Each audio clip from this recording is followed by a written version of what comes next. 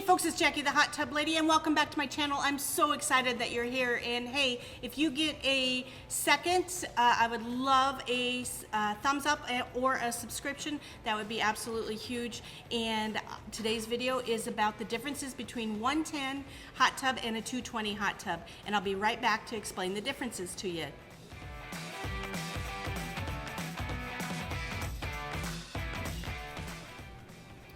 So hey guys, welcome back. And so today's video is about the differences between a 110 hot tub and a 220 hot tub.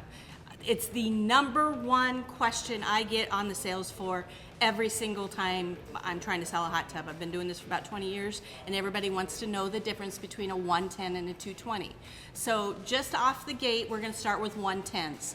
110s are awesome because they're typically, you can just take the hot tub, plug it in, and you're going. And that's awesome. You don't have any initial investment of the electrical on top of the price of the hot tub. The big difference on a 110 is a 110 hot tub is going to heat 1 degree an hour versus a 220 that's going to heat 4 degrees an hour. Most 110s, not all, but most 110 hot tubs are typically going to take, it takes the jet pump to heat those hot tubs up. And on a 110 unit, if you have just the jet pump to heat the hot tub, your hot tub, when the jets are on high and on high only, you won't have any heat. So you lose that heat. So if you're out enjoying the hot tub and it's 40 below out and the jets are on high, you don't have any heat. So you have nothing recouping the heat on that. So that is the difference there. Now, there are a few hot tubs that actually have what we call a 24-hour circulation pump. A couple that I sell are the Limelight Beam series that's a 110 unit with a 24-hour circulation pump. The Hot Springs High Life Jet Setter is a 24-unit tub.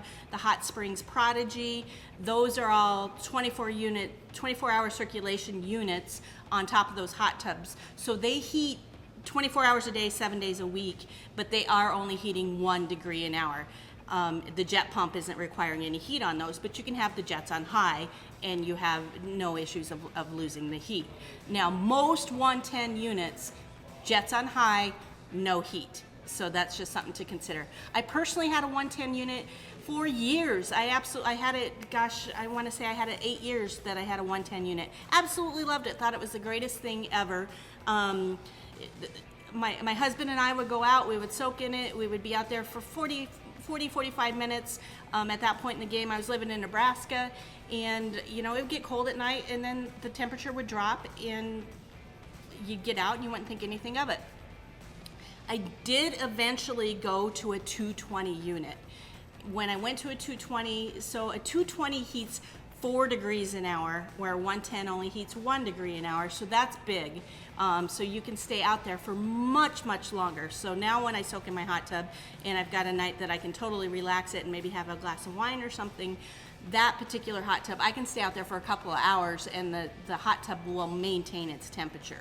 So on a 220 will maintain its temperature much better than a 110 unit. Now 110 is definitely able, you can do it here in the Midwest, but during 220 does maintain the heat better. Now, a 220 unit does require, by code, it is required to be wired to a GFCI box. Those GFCI boxes are anywhere, you know, they're usually a single 50 amp, or you can get one with a 2030 GFCI breaker in them.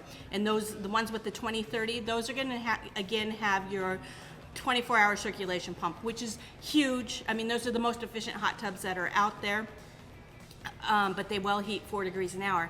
The problem with that, and here in South Dakota, you do have to, most times you have to hire an electrician to hook that up. And the average cost here in South Dakota, and this is average, you cannot hold me to this, I'm not an electrician, I can't tell every single person how much their hot tub's going to cost to wire. But on average here in South Dakota, especially in Sioux Falls, we're seeing an average cost of about $1,100. Now that all is based on how finished your basement is, how far the box is to the hot tub. A lot of factors play into that, but I would say on average, the average cost is $1,100. So that is you know, something to consider too if you're trying to decide between going 110 and 220. If you go 220, you will have that cost on top of the hot tub of hiring the electrician to get that done. Very small fee if you consider how much you're going to use the hot tub, how good it is for you, all those things, but it is a cost that is included. 220 hot tubs, again, heat 4 degrees an hour. They are much more efficient. If you're going to do a hot tub and it's going to be a socializing hot tub and you're going to have lots of people in it, I would definitely go 220 over 110.